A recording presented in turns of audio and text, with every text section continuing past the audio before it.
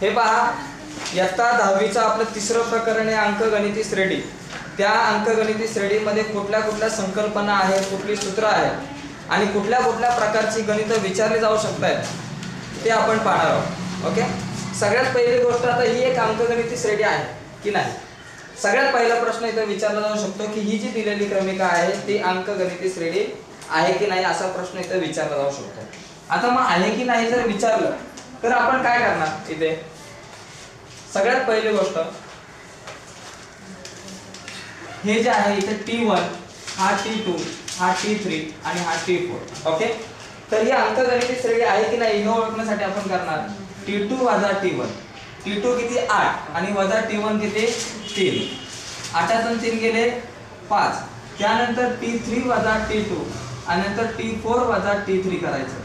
T3 वजा T2, T3 किती 13 वजा 8, 13 वजा 8, 13तून 8 गेले 5 आणि T4 वजा T3, T4 किती 18 वजा T3 किती 13, 18तून 13 गेले 5. तर अशा प्रकारे इथं साधारण फरक जो आहे तो स्थिर आहे 5 5 5. या तिघांमध्ये सुद्धा तिन्ही या सर्व क्रमगत पदांमधला साधारण फरक स्थिर आहे. माहिती लिहायचं इथे साधारण फरक स्थिर आहे म्हणून दिलेली क्रमिका अंकगणिती श्रेणी आहे. जर साधारण फरक स्थिर नसता तर ती क्रमिका अंकगणिती श्रेणी नसती. हा झाला पहिला प्रश्न असा विचारला जाऊ शकतो. दुसरा आणखी असा प्रश्न जर विचारला की दिलेल्या अंकगणिती श्रेणीमध्ये ए आणि डी ची किंमत काढा, पहिले पद व साधारण फरक काढा. मग पहिले पद काय आहे याच्यामध्ये, ए बरोबर पहिले पद किती 3 आणि साधारण फरक डी बरोबर किती 8तून 3 गेले 5. हा झाला एक प्रश्न, एक मार्काला विचारला जाऊ शकतो. असाही प्रश्न विचारला जाऊ शकतो. याच्यानंतर पुढे आणखी कसा प्रश्न विचारला जाऊ शकतो, Tn काढा. Tn काढा. मग Tn काढायचं असेल तर पहिली ए ची किंमत काढावी लागणार, ती 3 आहे. डी ची किंमत काढावी लागणार, ती 5 आहे. आणि मग Tn काढायचंय तर मग Tn चं सूत्र लिहा a अधिक n वजा 1 गुणिले d. झालं. आता a बरोबर Tn बरोबर a च्या जागेवर किती लिहिणार, a ची किंमत 3 आहे, 3 लिहिलं. n जसाच्या तसा वजा 1 जसाच्या तसा गुणिले d ची किंमत आहे 5. 3 अधिक 5 ने या कंसाला गुणायचं, 5 गुणिले n 5n वजा 5 एके 5. 3 वजा 5, 5n जसे या तसे, 3 वजा 5 वजा 2 म्हणजे Tn बरोबर 5n वजा 2 झालं Tn. किंवा याच्यात असाही प्रश्न विचारला जाऊ शकतो, T10 काढा किंवा T10 काढा किंवा T30 काढा किंवा 30वे पद काढा. समजा T10 विचारलं तर Tn चं सूत्र लिहिणार a अधिक n वजा 1 गुणिले d. ओके, मग T10 काढायचं मग Tn च्या ऐवजी T10 लिहायचं. 20 काढायला सांगितलं तर T20 लिहिलं असतं, 30 काढायला सांगितलं असतं तर T30 लिहिलं असतं. मग a ची किंमत किती बाबा आपले 3 आहे, लिहिली 3. n किती T10 काढायचंय म्हणून यांच्या जागेवर 10 वजा 1 जसाच्या तसा. d ची किंमत किती 5 आहे म्हणून इथे लिहिली 5 बरोबर. 3 अधिक 10तून 1 गेला 9 गुणिले 5.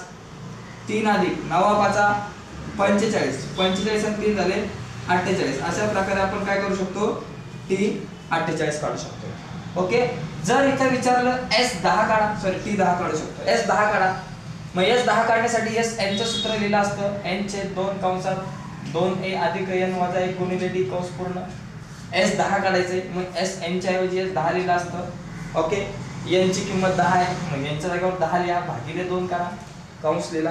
त्याच्यानंतर 2 गुणिले a ची किंमत किती काढले 3 काढले, इथे लिहिलं 3 अधिक n वजा 1, n ची किंमत 10 आहे, 10 वजा 1 गुणिले d ची किंमत किती 5 आहे, 5 लिहिलं.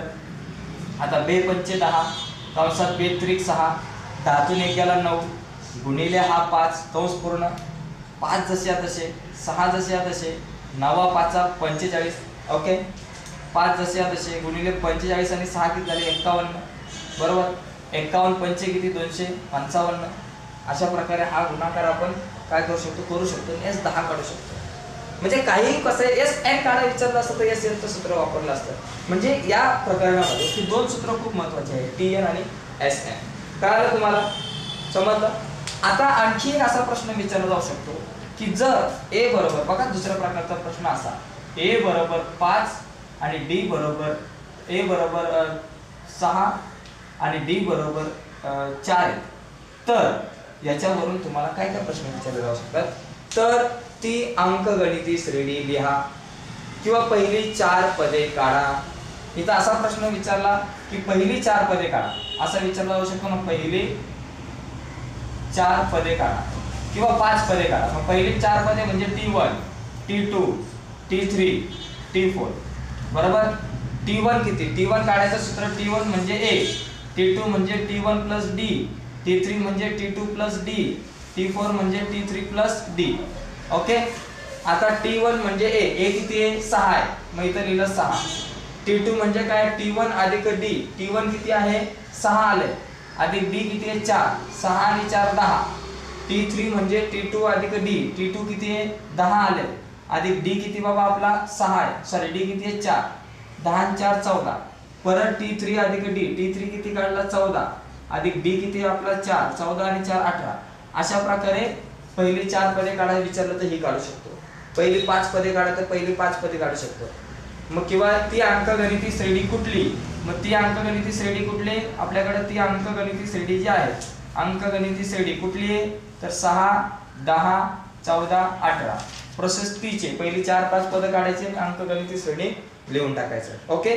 किंवा याच्यावरूनही असाही प्रश्न विचारला जाऊ शकतो, A बरोबर 6, D बरोबर 4, तर T10 काढा. T10 काढा. मग T10 साठी कुठलं? Tn चं सूत्र. कळालं? किंवा इथून असाही प्रश्न विचारला जाऊ शकतो, S10 काढा. मग S10 चं सूत्र लिहायचं आणि आपल्या किमती काढायच्या किंवा त्या सूत्राचा वापर करून आपण S10 काढू शकतो. तर अशा प्रकारचे वेगवेगळे प्रश्न जे आहेत ते कुठे विचारले जाऊ शकतात? अंकगणिती श्रेणी या प्रकरणावरती विचारले जाऊ शकतात. आलं लक्षात? आता समजा एखादा जर का तुम्हाला अंकगणितीय श्रेणी या प्रकरणावरती एक वेगळा प्रश्न विचारला. बघा, आता आणखी एक प्रश्न आहे की जो प्रश्न 3 मार्काला आहे किंवा मोठा प्रश्न विचारला तर कसा विचार करायचा?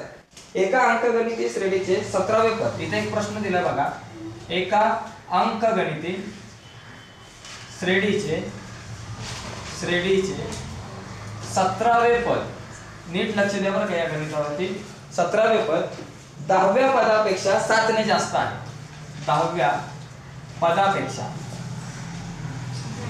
7 ने जास्त आहे. तर साधारण फरक काढा. तर सामान्य फरक काढा किंवा साधारण फरक काढा. सामान्य फरक काढा. आता हा प्रश्न आपल्याला आलाय ना, सोडवायचा आहे. कुठलाही आला अंकगणिती श्रेणी मधला प्रश्न, तर काय करणार आपण? काय दिले? एका अंकगणिती श्रेणीचे 17वे पद. 17वे पद दिले म्हणजे काय? T17. बरोबर. 17वे पद 10व्या पदापेक्षा म्हणजे कितीच्या? T10 पेक्षा 7 ने जास्त आहे म्हणजे अधिक 7 आहे. तर सामान्य फरक काढा. सामान्य फरक म्हणजे काय करायचं? D काढायचं. आता ही अट आहे, म्हणजे याचा अर्थ आपल्याला काय करायचं? तर सूत्र कुठलं वापरायचं? Tn चं. मग Tn चं सूत्र तरी लिहा ना नुसतं. Tn बरोबर A अधिक n वजा 1 गुणिले D. लिहिलं Tn चं सूत्र, त्याला चौकट करा वाटलंच तर. मग T17 काढा, T10 काढा. 1-1 मार्क भेटेल ना, अर्धा तरी मिळेल. सूत्र लिहायला अर्धा मार्क, T17 काढायला अर्धा मार्क, T10 काढायला अर्धा मार्क, ते 1.5 मार्क झाले. 1.5चे 2 होऊन जातील. T17 लिहा. T17 लिहिताना A जसाच्या तसा, n च्या जागेवर काय लिहिणार? 17 लिहिणार. 17 वजा 1 गुणिले D जसाच्या तसा. A अधिक 17 तून 1 गेला 16D झालं. T17 मिळालं. A अधिक 16D. त्याच्यानंतर T10 काढा. मग Tn च्या ऐवजी T10 लिहिलं. A जसाच्या तसा, n च्या जागेवर काय लिहायचं? 10 वजा 1 जसाच्या तसा आणि गुणिले D च्या जागेवरती Dच लिहा. A अधिक 10 तून 1 गेला 9D. T10 बरोबर किती? 9D. अर्धा अर्धा अर्धा 1.5 झाले. बरोबर. आता काय करायचं? इथं दिले T17. 17वे पद म्हणजे काय? T17 जे आहे ते 10व्या पदापेक्षा म्हणजे T10 पेक्षा 7 ने जास्त आहे म्हणजे अधिक 7 आहे. ओके. आता T17 किती आहे बाबा आपल्याकडे? A अधिक 16D लिहिलं. त्यांच्या किमती किंवा त्या ती समीकरण लिहून टाकायची. T17 म्हणजे A अधिक 16D आणि T10 काय आहे? A अधिक 9D आहे. म्हणून A अधिक 9D आणि हा अधिक 7. ठीक आहे. आता A कटा कोणाची किंमत काढायची? D काढायचं ना, साधारण फरक. मग 16D आपल्याला 7D. बरोबर. ठीक आहे. हे 7 जसे या तसे. हा D जसाच्या तसा, 7 जसे या तसे.